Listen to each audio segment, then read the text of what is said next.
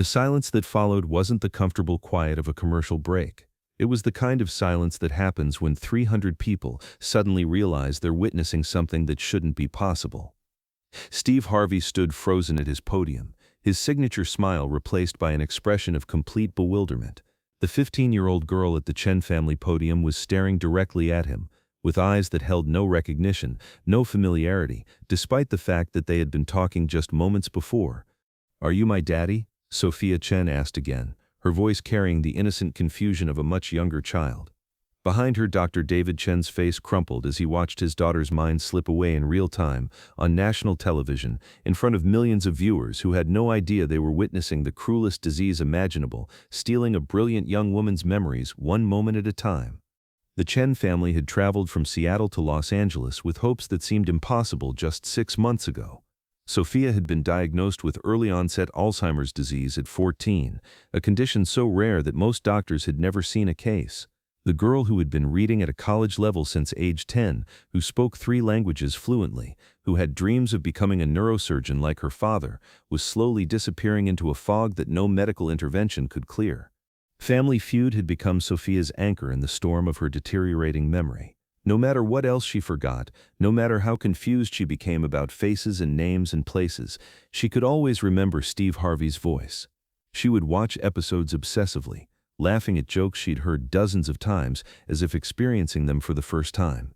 Her father had noticed that Steve's presence seemed to calm something in Sofia's fractured mind, providing a consistency that nothing else could offer. The application to be on the show had been David's desperate attempt to give his daughter one perfect day before the disease took too much more away.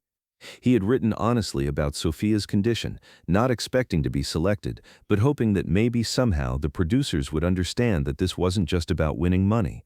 This was about creating a memory that might somehow survive the devastation happening in his daughter's brain. The morning of the taping had started beautifully. Sofia had woken up clear and oriented, recognizing David immediately, remembering why they were in Los Angeles, excited about meeting Steve Harvey. She had chosen her outfit carefully, a bright purple dress that she said made her feel confident. During the pre-show preparation, she had been articulate and charming, discussing her love of science with the production assistants, explaining Alzheimer's disease with the clinical precision she had inherited from her father. But diseases like Sofia's don't follow schedules or respect special occasions. Somewhere between the warm-up and the actual taping, something shifted in Sofia's brain chemistry. The clarity that had defined her morning began to fade, replaced by the confusion that had become her new reality. The game had started normally enough. The Chen family, rounded out by David's sister Linda, his brother-in-law Marcus, and Linda's teenage daughter Amy, were competing against the Rodriguez family from Arizona.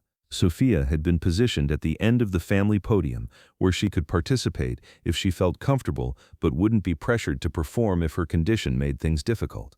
Steve Harvey had been his usual charismatic self, working the crowd with his trademark humor and warmth.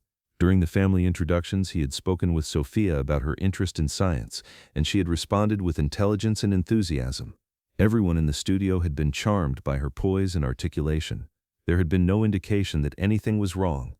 The first 3 rounds had progressed smoothly.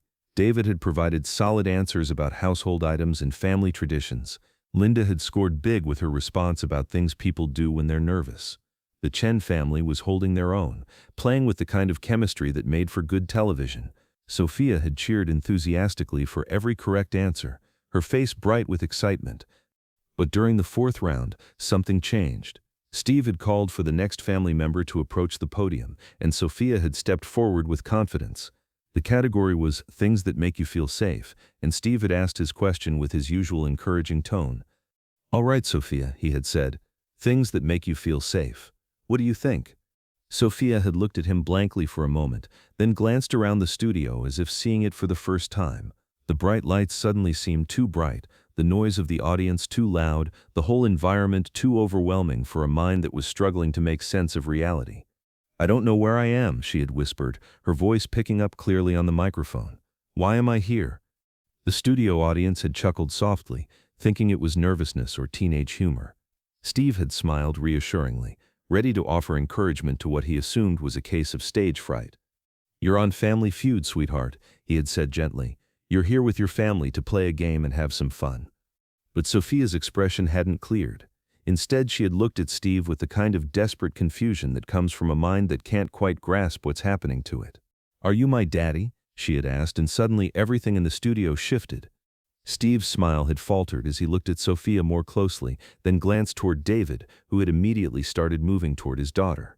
The audience's chuckles had died away as people began to sense that something serious was happening. "No, sweetheart," Steve had said carefully, his voice gentler now. "I'm Steve Harvey. I'm the host of this show. Your daddy is right over there." Sofia had followed his gesture toward David, but when she looked at her father, there was no recognition in her eyes. None at all. She was looking at him like he was a complete stranger. "I don't know him," she had said, her voice beginning to tremble with fear. "I don't know any of these people. Where's my mommy? I want my mommy." David had reached his daughter by then, his own voice thick with emotion as he tried to ground her in reality without overwhelming her further.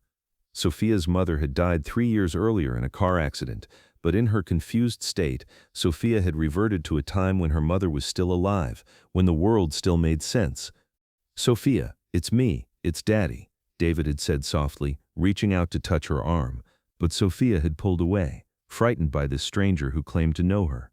The studio had fallen completely silent as everyone began to understand that they were witnessing something far more serious than stage fright. This wasn't nervousness or teenage awkwardness. This was a young woman's mind betraying her in the most public way possible.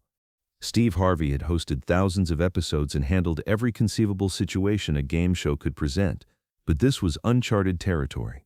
He was watching a teenager disappear into confusion and fear, and every instinct told him that protocol and show business rules didn't matter anymore. Steve had set down his cards and walked directly to Sofia, moving slowly and deliberately so as not to frighten her further. When he spoke, his voice carried none of his usual performance energy. This was just Steve Harvey, the man trying to help a scared child. "Sofia," he had said gently, "my name is Steve. What's your name?" "Sofia," she had replied, some of the fear leaving her voice. For whatever reason, Steve's presence seemed to calm her, even though she didn't remember meeting him. "That's a beautiful name," Steve had said, kneeling down so he was closer to her eye level. "Sofia, I need you to know that you're safe here. Everyone here cares about you, and no one is going to let anything bad happen to you." Sofia had looked at him with those confused but trusting eyes, and something in her expression had reminded Steve of his own daughters when they were young and frightened by thunderstorms or nightmares. "Are you going to help me find my mommy?" Sofia had asked, and the question had hit the studio like a physical blow. Several audience members had brought their hands to their mouths. Camera operators who had seen everything had found themselves wiping their eyes. Steve had glanced at David, who was standing nearby with tears streaming down his face, watching his brilliant daughter slip away from him in real time. In that moment, Steve had made a decision that would define not just that episode, but his understanding of what it meant to show up for someone in their darkest moment. "Sofia," Steve had said, his voice steady and warm, "I'm not going to find your mommy for you, but I'm going to be your friend, and friends take care of each other. Is that okay?" Sofia had nodded, some of the fear beginning to leave her expression. "Good," Steve had continued. "Now as your friend, I want to tell you something important.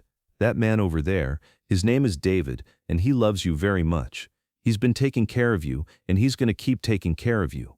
You don't have to remember him right now, but I need you to trust that he's safe." Sofia had looked at David with curiosity rather than fear now, as if seeing him for the first time but without the panic that had overwhelmed her moments before. Steve had stood up slowly and addressed the studio, his voice carrying an authority that commanded absolute attention.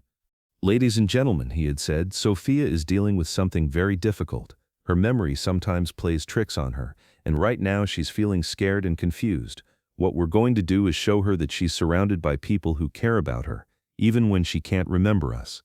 He had turned to the Rodriguez family, still standing at their podium, watching this unfold with tears in their own eyes. "Rodriguez family," Steve had called out, "would you mind coming over here and meeting Sofia? She needs to know she's got friends everywhere." Without hesitation, the entire Rodriguez family had left their podium and approached Sofia with gentle smiles and warm greetings.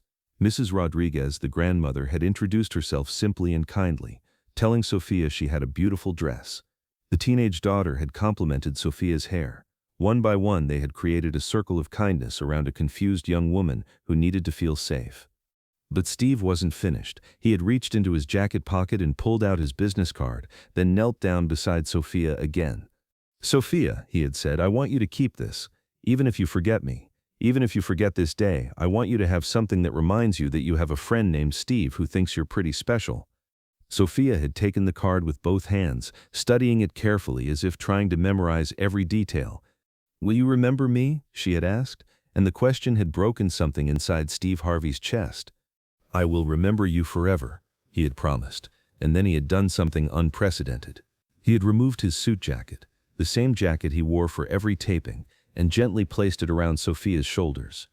"This jacket is going to help you remember something important," he had said. "Every time you wear it, it's going to remind you that you are loved, that you are safe, and that you have friends who will never forget you, even when you forget us." Sofia had looked down at the jacket, which was enormous on her small frame, then back up at Steve with the first genuine smile she had worn since her confusion began. "I like you, Steve," she had said simply, and the studio had erupted in applause that came from the deepest places of human emotion. David had approached slowly, and Steve had gently facilitated a reintroduction between father and daughter. "Sofia, this is David. He's been taking care of you for a long time, and he loves you very much." Sofia had looked at her father with curiosity, and then, miraculously, a flicker of recognition had crossed her face. "Daddy," she had said tentatively, and David had nodded through his tears. "That's right, sweetheart, I'm your daddy." The moment that followed was pure magic. Sofia had reached for David, and he had wrapped her in his arms while she wore Steve's oversized jacket like a protective shield against the confusion that threatened to overwhelm her. Steve had announced that both families would share the winnings, that the game had become something more important than competition. He had asked the audience to remember Sofia's courage, to understand that strength comes in many forms, and that sometimes the bravest thing a person can do is ask for help when they're lost. The episode had ended with Sofia answering one question. When Steve had asked, "What makes you feel safe?" she had looked around the studio at all the faces that had shown her kindness and said, "Friends who don't give up on you." The cameras had captured every moment, but the real story was in what happened after they stopped rolling. Steve had given Sofia and David his personal contact information, establishing a connection that would endure even as Sofia's condition progressed. He had learned about early-onset Alzheimer's, becoming an advocate for research and awareness. 6 months later, when the episode aired, it had sparked a national conversation about memory, identity, and the power of human connection. Sofia's story had inspired research donations and brought attention to a disease that typically remained hidden in shadows. Sofia's condition had continued to progress, as everyone knew it would, but in her worst moments, when she recognized no one and remembered nothing, she would still respond to Steve Harvey's voice. David would play episodes of Family Feud, and Sofia would calm down, sometimes even smile, as if some deep part of her remembered the day when a man named Steve had promised to be her friend forever. The jacket became a source of comfort for Sofia, something she could hold on to when everything else felt uncertain. She wore it during medical appointments, during difficult days, during moments when the world seemed too confusing to navigate. Steve Harvey had learned something profound that day about the nature of memory and connection. He had discovered that sometimes the most important promises we make are the ones we keep even when the person we made them to can't remember that we made them. He had learned that love doesn't require memory to exist, that kindness doesn't need recognition to matter. The business card Sofia had clutched so carefully that day had become part of her memory box, a collection of items that helped ground her when confusion overwhelmed her. Along with photos and letters and mementos, it served as proof that she was loved, even when she couldn't remember being loved. Years later, Steve would say that Sofia taught him more about courage than anyone he had ever met. Not because she fought her disease with noble determination, but because she faced each day with grace even when that day made no sense to her. She had shown him that sometimes the most heroic thing a person can do is simply continue to exist, to trust in love even when memory fails, to believe in connections that transcend the limitations of a damaged mind. Sofia's father continued to bring her to tapings whenever possible, not because she remembered the first time but because something in Steve's presence continued to bring her peace.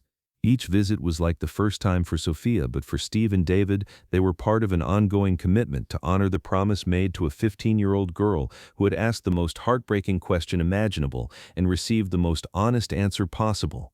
Because that's what friendship looks like when it transcends memory. That's what love sounds like when it speaks to the parts of us that exist beyond cognition. And that's what happens when a man promises to remember for someone who can no longer remember for herself. The disease would eventually take more from Sofia than anyone should have to lose.